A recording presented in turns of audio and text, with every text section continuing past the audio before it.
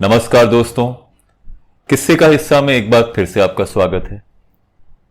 किस्से का हिस्सा के पहले सीजन का आज हम आपको आखिरी किस्सा सुनाने जा रहे हैं। सीजन 2 में किस्से फिर होंगे, लेकिन ये किस्से सिर्फ हमारे ना हो, ये आप सबके किस्से भी होंगे।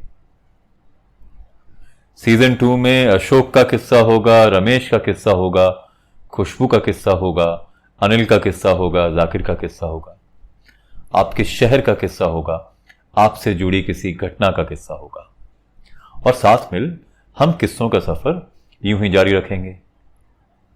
और किसी ने क्या खूब कहा है कि हकीकत में ये खामोशी हमेशा चुप नहीं होती, कभी तुम गौर से सुनना, बहुत किस्से सुनाती है। तो हमारे साथ किस्सों का सफर जारी रखने के लिए जरूरी है कि आपके पास अगर कोई किस्सा है तो आप हमारे साथ शेयर कीजिए। आप हमें info@hattrickimc.com पर अपने क्रेडेंशियल्स भेज सकते हैं। इसके अलावा हमारे जितने भी ब्रांड हैंडल्स हैं वहां पर आप मैसेज कीजिए और फिर हमारी टीम आपसे संपर्क करेगी। तो चलिए सीजन 1 का लास्ट किस्सा सुनते हैं। इस किस्से का नाम है मीठी मैगी। तो सुनिए ये किस्सा और बनिए इस किस्से का हिस्सा। मुझे जितेंद्र का फोन आया। जितेंद्र जो मेरे कजिन हैं और कुल्लू में रहते हैं, और फोन पर जब जितेंद्र ने मुझसे पूछा कि आप कल क्या मनाली आ रहे हैं, हालांकि मैंने उसे फोन पर हाँ तो कहा। फोन रखने के बाद मैं ये सोच में गुम हो गया कि शायद मैंने जितेंद्र से वादा तो किया और मैं भूल गया। मसला वही था, मनाली में एक छोटी सी जमीन का टुकड़ा लिया था और उससे जुड़ी कुछ कागजी कार्रवाई बाकी थी। जितेंद्र जो कुल्लू में रहते हैं उनका एक भरा पूरा व्यवसाय है। आप लोग जो बहुत स्वादले मैकडॉनल्ड्स और सबवे में बर्गर या दूसरी चीजें खाते हैं, उनके जो इंग्रेडिएंट्स हैं और जो ऑर्गेनिक वेजिटेबल्स और ड्रेसिंग्स उनमें लगती है, जितेंद्र उनकी प्रोडक्शन में है और जमीन से जुड़ी चीजों की उन्हें जानकारी भी है। दूसरी बात, ये जो जमीन का टुकड़ा मैंने मनाली में लिया, ये जितेंद्र के साथ मिलके लिया। तो फिर जितेंद्र ने कहा कि कुछ कागजी कार्रवाई बाकी है, तो आपको जब भी समय हो आप आके उसे निपटा लें। काफी हफ्ते मैं ये कोशिश करता रहा कि मनाली जाया जाए, पर दिल्ली में थोड़ी व्यवस्था थी। पिछले हफ्ते जितेंद्र ने मुझसे फोन करके कहा कि आने वाले फ्राइडे को आप मनाली आ सकते हैं, तो मैंने हामी भर दी और फिर मैं ये बात भूल गया। आज थर्सडे था और जितेंद्र ने मुझे याद दिलाया, तो मैंने जितेंद्र से कहा कि हाँ मुझे याद है, हालांकि मैं भूल चुका था। जितेंद्र से बात करके मैंने फोन रखा और फिर अपने एक दूसरे मित्र सीमांत को फोन किया। सीमांत ने जैसे ही फोन उठाया, मैंने सीमांत से कहा कि हम आज रात मनाली जा रहे हैं। मैंने सीमांत से पूछा नहीं, बल्कि मैंने फरमान सुनाया। दोस्तों के साथ आप ऐसा कर भी सकते हैं। तो सीमांत ने मुझसे पूछा कि क्या कार्यक्रम है, कितने बजे हम मनाली के लिए निकलने वाले हैं। तो मैंने उससे कहा कि 6 साढ़े 6 बजे आप मेरे ऑफिस आ जाएं, फिर हम साथ निकलेंगे। रास्ते में घर में रुककर सामान उठाया जाएगा और फिर सीधा निकल लिया जाएगा। सीमांत ने मुझसे यह भी कहा कि क्या हम खुद ड्राइव करके जा रहे हैं, क्योंकि हम दोनों ही हाईवे पे गाड़ी चलाने में महारत हासिल है हम दोनों को। लेकिन मैंने सीमांत से कहा नहीं, अपनी गाड़ी लेकर नहीं जाएंगे। जो ऑफिस का ट्रांसपोर्टर है, जो अक्सर जब मुझे बाहर जाना होता है और अगर अपनी गाड़ी नहीं ले जानी होती तो मैं उस ट्रांसपोर्टर से हेल्प लेता हूं, उनसे गाड़ी लेता हूं। तो मैंने उससे कहा कि ड्राइवर लेकर जाएंगे और मैंने ट्रांसपोर्टर को फोन करके बता दिया है। इससे आसानी ये रहेगी कि हमें ड्राइविंग की कोई सरदर्दी नहीं रहेगी और हम आराम से एंजॉय करते हुए मनाली जा सकते हैं। तो कहे अनुसार 6 साढ़े 6 बजे सीमांत मेरे पास पहुंच गया। हमने ट्रांसपोर्टर से कह दिया था कि वो गाड़ी लेकर हमारे घर पहुंचे, ताकि हम अपनी गाड़ी को वहां अदला बदली कर, अपनी गाड़ी को घर पे पार्क कर, फिर ट्रांसपोर्टर के साथ जो उसकी कैब है उसमें मनाली के लिए निकल सके। ये जो ट्रांसपोर्टर है, इसके ज्यादातर ड्राइवर मुझसे वाकिफ हैं। अक्सर वो बहुत सी जगह मेरे साथ ट्रैवल कर चुके हैं। और दूसरी खास बात यह है कि इस ट्रांसपोर्टर को यह भी मालूम है और उसके दूसरे ड्राइवर्स को भी यह मालूम है कि बहुत से मौकों पर पहाड़ी रास्तों में अगर मैं ड्राइव नहीं कर रहा होता हूं तो मुझे मोशन सिकनेस की प्रॉब्लम है। तो ऐसे में जहां दूसरे ट्रांसपोर्टर कभी भी आपको अपनी गाड़ी नहीं चलाने देते, यहां पे हमारा इस तरह का करार है कि अगर पहाड़ी रास्ते पे मैं गाड़ी चलाना चाहूं तो वो मुझे गाड़ी चलाने की इजाजत देते हैं। तो इस बार ट्रांसपोर्टर ने जिस ड्राइवर को हमारे साथ भेजा उसका नाम था बबलू। अब बबलू मेरे साथ काफी जगहों पर ट्रैवल कर चुका है और हम एक दूसरे को अच्छी तरह जानते हैं। तो घर पहुंचे, हमने सामान उठाया। केवल एक ही दिन का कार्यक्रम था। मामला यह था कि थर्सडे की रात, आज रात हम चलकर अगली सुबह मनाली पहुंचेंगे और फिर फ्राइडे को मनाली रुक शनिवार की सुबह वापस दिल्ली की ओर आएंगे। दूसरा, हमने ये सोचा कि अभी रात को घर पे डिनर ना किया जाए और रास्ते में बहुत से ढाबे, कैफेज और इस तरह का प्रबंध है, तो कहीं भी रुककर खाना खा लिया जाएगा। तो हम बबलू के साथ गाड़ी में बैठे। मैंने और सीमांत ने चेक किया कि हमारे लैपटॉप्स में मूवीज का अच्छा स्टॉक है, हमारे पास बेहतरीन म्यूजिक है और इसके अलावा वाइन एंड विस्की का स्टॉक भी है। तो लग रहा था दो दोस्त मनाली के सफर पर निकले हैं और बढ़िया सफर रहने वाला है। बातों ही बातों में मैंने बबलू से पूछा कि बबलू, रात का सफर है, नींद जैसी कोई समस्या तो नहीं है? जिस पर बबलू ने कहा कि साहब 24 घंटे की बात किया, आप 48 घंटे भी अगर कॉन्टिन्यूअस मुझसे गाड़ी चलवाएं तो भी दिक्कत नहीं आने वाली। तो पूरी निश्चिंतता के साथ आप बैठिए गाड़ी में और सफर का आनंद उठाइए। तो हम आकर गाड़ी में बैठे, बबलू ने ड्राइविंग शुरू करी और हम दिल्ली के बॉर्डर को छोड़ अब मुरथल सोनीपत की तरफ रवाना हो गए। हमारा प्लान यह भी था कि डिनर को लेकर अभी कोई जल्दी नहीं है, तो जहां भूख लगेगी वहां पर रोक लिया जाएगा।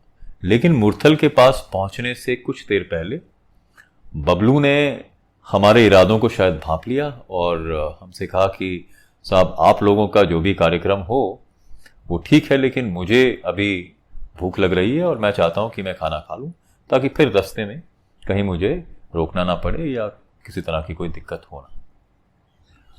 तो जिस पर हमने बबलू से कहा कि ठीक है, आप मुरथल में रुक जाइए और आप डिनर कीजिए और हमें जहां पे डिनर करना होगा हम फिर आपको बता देंगे।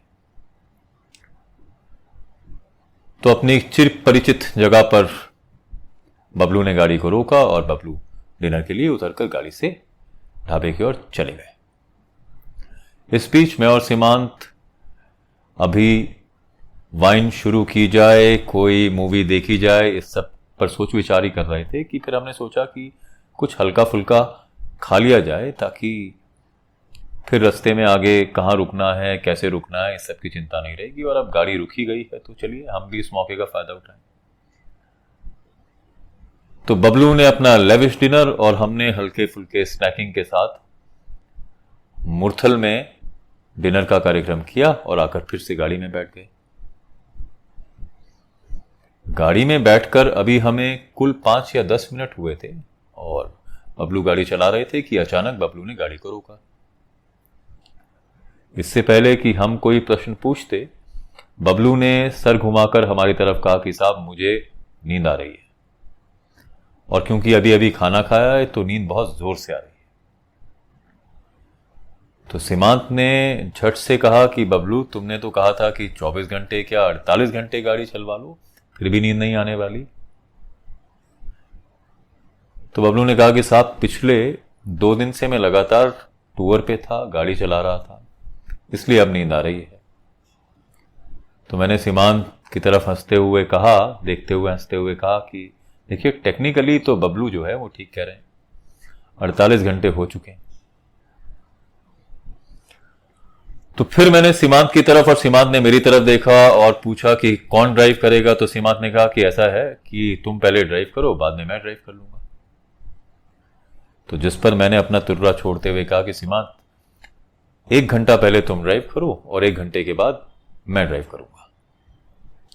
यह मेरा एक फॉर्मूला है। आप 1 घंटे की बात करके ड्राइविंग सीट पर अपने साथी को बिठाएं और फिर जब गाड़ी चलने लगती है, आपका स्टीयरिंग पर हाथ सेट हो जाता है, तो फिर 1 घंटा क्या 2 घंटा क्या, आपको समय का अनुमान नहीं रहता। सीमांत मेरे इस झांसे में आ गया। तो सीमांत ड्राइविंग सीट पर, मैं सीमांत के साथ और बबलू पिछली सीट पर आकर बैठ गए और हमने अपने सफर को जारी रखा। और जैसा कि मैंने आपको बताया कि एक सेट फॉर्मूला है, वो फॉर्मूला काम भी किया। हम बातें करते रहे, म्यूजिक सुनते रहे, अंधेरी रात और डीपर के सहारे लाइटों को देखते हुए रास्ता कटता गया। सीमांत अब 1 घंटे वाली बात पूरी तरह भूल चुका था। बबलू हालांकि अब पिछली सीट पर अबोध बालक की तरह सो चुका था और लगातार उसके खराटों की आवाज हमें आ रही थी। फिर भी दो साथ थे और इंटरेस्टिंग कन्वर्सेशंस हो रही थी, तो हमें किसी किस्म की दिक्कत लग नहीं रही थी। हालांकि गाड़ी में पीछे बैठ के मूवीज का आनंद लेंगे और वाइन एंड डाइन होगा, वो सब तरह का जो कार्यक्रम था, बबलू की नींद ने उसे अब ठप कर दिया था। सीमांत गाड़ी चलाता रहा और अब हम हिमाचल के पास पहुंच गए थे। तो हमने ये सोचा कि हिमाचल एंटर करने से पहले थोड़ा खुद को तरोताजा कर लिया जाए। तो हमने पंजाब कीरतपुर के आसपास एक ढाबे के पास अपनी गाड़ी को रोका और चाय पीने के लिए गाड़ी से उतरे। ये जरूरी भी रहता है क्योंकि पहाड़ी रास्तों पर आपको पूरी तरह से चौकन्ना होने की जरूरत होती है। हम चाय पीने के लिए उतरे। पीछे बबलू अभी भी सो रहा था और किसी भी तरह की कोई हरकत नहीं थी, तो हमने बबलू को जगाया भी नहीं। हम गए, हमने चाय पी और वापस आकर गाड़ी में बैठे। अब सीमांत ने कहा कि देखिए, आपने 1 घंटे का काफी फायदा उठा लिया है, तो ऐसा कीजिए कि अब आप गाड़ी चलाइए और मैं आपके साथ बैठता हूं। तो मुझे लगा कि एक आखिरी चांस ले लेना चाहिए, तो मैंने बबलू को जगाने की कोशिश की। 1-2 बार जगाने के बाद बबलू झट से उठकर सीट पर बैठ गया। तो मैंने उससे कहा कि क्या तुम अब अपनी नींद पूरी कर चुके हो और इस हालत में हो कि अब चलाओगे? जिस पर बबलू ने कहा, हाँ हाँ साहब, अब मैं पूरी तरह से जाग गया हूं, अब चिंता की कोई बात है नहीं। सीमांत मेरे इस प्लान पर काफी सरप्राइज था। बोला कि देखिए, पहले तो आपने धोखे से मुझे गाड़ी पकड़ा दी और जब अब आपकी बारी आई है तो आपने बबलू को जगा दिया। बबलू आकर ड्राइविंग सीट पर बैठा और हम दो दोस्त पिछली सीट पर, और हमने एक बार फिर सफर को शुरू किया। हिमाचल हमने एंटर किया। स्वारघाट से हम थोड़ा आगे पहुंचे कि बबलू ने एक बार गाड़ी को फिर रोक दिया और अभी कुल मिलाकर बबलू की को ड्राइविंग करते हुए 25 या 30 मिनट ही हुए थे। तो इससे पहले हम दोबारा बबलू से ये पूछते कि क्या हुआ, कि बबलू झट से गाड़ी का दरवाजा खोल के बाहर निकला और दौड़ता हुआ गाड़ी के पीछे की ओर गया। हम अभी इसी सोच विचार में थे कि बबलू को क्या हुआ कि हमें बबलू की तरफ से जोर जोर की आवाज आने लगी, जैसे कि शायद वो वॉमिटिंग करने की कोशिश कर रहा है। He is throwing up. अभी हम सोचते कि उतरें और देखें कि बबलू की तबीयत ठीक है या नहीं, कि बबलू वापस आया। गाड़ी से पानी की बोतल निकाल उसने अपना मुंह धोया और कहा कि साहब, मुझे बहुत तेज तबीयत खराब हो रही है मेरी आज। मुझे नहीं लगता मैं इस हालत में हूं कि मैं गाड़ी चला पाऊंगा। बबलू ने पहाड़ी रास्तों पर काफी बार मेरे साथ सफर किया है और बबलू को मोशन सिकनेस की कोई दिक्कत तो ऐसा पहले कभी लगा नहीं। खैर, अब साहब की तबीयत ठीक नहीं थी तो गाड़ी चलाने की हालत में वो नहीं थे। तो सीमांत को मौका मिला मुस्कुराने का और सीमांत ने कहा कि साहब, लाइफ टेक्स फुल सर्कल। आपने जो जालसाजी कर मुझसे गाड़ी चलवाई, अब आपकी बारी है। तो मैंने बिना कुछ कहे ड्राइविंग सीट संभाली, सीमांत मेरे साथ में बैठे और बबलू एक बार फिर मासूम बच्चे की तरह पिछली सीट पर जाकर लेट गया। हंसते हुए सीमांत ने मुझसे कहा कि ऐसा लग रहा है कि हम दो ड्राइवर जो हैं बबलू को मनाली घुमाने ले जा रहे हैं। खैर, ये रास्ता पहाड़ी काफी बढ़िया रास्ता है। आप नदी और पहाड़ों के साथ होते हैं और फिर अच्छे दोस्त का साथ हो, बातचीत हो रही हो, तो सफर में आपको मजा आता ही है। तो हम लगातार चलते रहे। कोशिश ये थी कि सुबह सुबह 5:30-6 बजे के करीब हम मनाली पहुंच जाएं और फिर थोड़ी देर रेस्ट कर अपना काम निपटाया जाए और फिर मनाली में शाम को रुक के अगले दिन सुबह दिल्ली के लिए वापस निकला जाए। तो ऐसा ही हुआ भी। रास्ते में कुछ खास और घटा नहीं। हम लगातार ड्राइविंग करते रहे। बीच बीच में मौका देख सीमांत ने झपकी भी ली। हालांकि जब सीमांत गाड़ी चला रहे थे तो उन्होंने मुझे चेतावनी दे दी थी कि आप ड्राइवर के साथ बैठ के सोने की कोशिश ना करें। तो मैं भी इसी कोशिश में था कि सीमांत की झपकी नींद में ना बदले, तो मैं लगातार सीमांत को सोने नहीं देने की कोशिश कर रहा था। मनाली पहुंचे। मनाली में हमने इस बार कोशिश ये की थी कि किसी भी रिलेटिव के घर ना रुका जाए, क्योंकि मनाली में ही काम है। तो हमने मनाली में ऑर्चर्ड ग्रीन्स होटल जो है उसमें अपने लिए कमरा बुक करवा रखा था। 5:30-6 बजे के करीब हम मनाली पहुंच गए। अब चूंकि बबलू की तबीयत थोड़ी नासाज थी तो हमने सोचा कि क्यों बबलू को गाड़ी में ही रहने दिया जाए। तो हमने होटल रिसेप्शन पे जाके बात की और बबलू के लिए भी एक कमरा बुक करवाया। और फिर हमने बबलू से कहा कि आप अपने कमरे में जाके आराम करें, इस बीच हम भी थोड़ा आराम करेंगे। और प्लान ये था कि जितेंद्र जो है वो 10-10:30 बजे हमारे पास आएंगे और फिर हम दोनों मिलके रजिस्ट्रार ऑफिस जाएंगे और सारा काम निपटा लिया जाएगा। फिर अगर समय बचा तो थोड़ा मनाली के आसपास या मनाली में घूम फिर लिया जाएगा, क्योंकि अगले दिन हमें वापस दिल्ली आना। तो बबलू अपने कमरे में जाकर आराम करने लगा। मैं और सीमांत अपने कमरे में आए, फ्रेशन अप हुए, थोड़ा आराम किया और ठीक 10-10:15 बजे जितेंद्र जो है हमारे पास आ गए। मैं, जितेंद्र और सीमांत हम लोग मिलकर रजिस्ट्रार के ऑफिस गए और जैसे कि जितेंद्र ने कहा था कि आप आइए, सब कागजी कार्रवाई मैं करके रखूंगा, आपको सिर्फ सिग्नेचर करना है, तो ऐसा ही हुआ भी। जितेंद्र ने सारे इंतजाम कर रखे थे। हम लोग रजिस्ट्रार ऑफिस गए और हमने अपना काम निपटा लिया। मुझे ये लग रहा था क्योंकि कागजी कार्रवाई में बहुत से मौकों पर ज्यादा समय लग जाता है, आपको अक्सर अधिकारी सीट पर नहीं मिलते या किसी तरह की दिक्कत पेश आती है, लेकिन सिस्टमैटिकली हमारा सारा काम हो गया। तो 2 बजे के आसपास अब हम पूरी तरह से फ्री थे। तो मैंने और सीमांत ने आपस में बात की और सोचा कि अगर बबलू अब स्वस्थ है या तबीयत बबलू की अब ठीक है तो हम कोशिश करके आज ही वापस दिल्ली निकल सकते हैं। ऐसा करने से हम शनिवार की सुबह दिल्ली पहुंच जाएंगे और फिर पूरा शनिवार का दिन रहेगा हमारे पास आराम करने का, और ये बेहतर प्लान लगा हमें। हालांकि जितेंद्र ये जिद कर रहे थे कि आप कुल्लू रुक जाइए या मनाली रुकिए, आज जैसे कि आपका कार्यक्रम था यहीं पे रुकने का, वैसा ही कीजिए और अगले दिन सुबह निकलिए। पर फिर मैंने जितेंद्र को मनाया कि अगर हम रात को ट्रैवल करते हैं तो शायद कुछ समय बच जाएगा।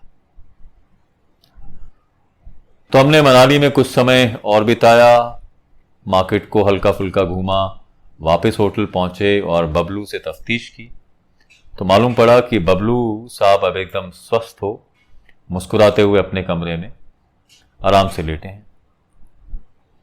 और जैसे ही हमने उनसे कहा कि क्या आज शाम ही हम दिल्ली वापस जा सकते हैं, तो इस पर वो एकदम चौकन्ने हो गए और कहा कि जी मैं बिल्कुल फिट हूं और अब तो मैं दिल्ली तक आराम से गाड़ी चला सकता हूं। तो ये सुन के मैं और सीमांत मुस्कुराए और हमने राहत की सांस ली। अब तक तो गाड़ी मैं और सीमांत ही चलाकर लाए थे। तो हमने जितेंद्र से विदा ली और करीबन 6-6:30 बजे हम मनाली से निकले वापस दिल्ली की ओर। क्योंकि ये एक क्विक टूर था तो इस बार हमने किसी भी और रिलेटिव से मिलने का प्लान बनाया नहीं था।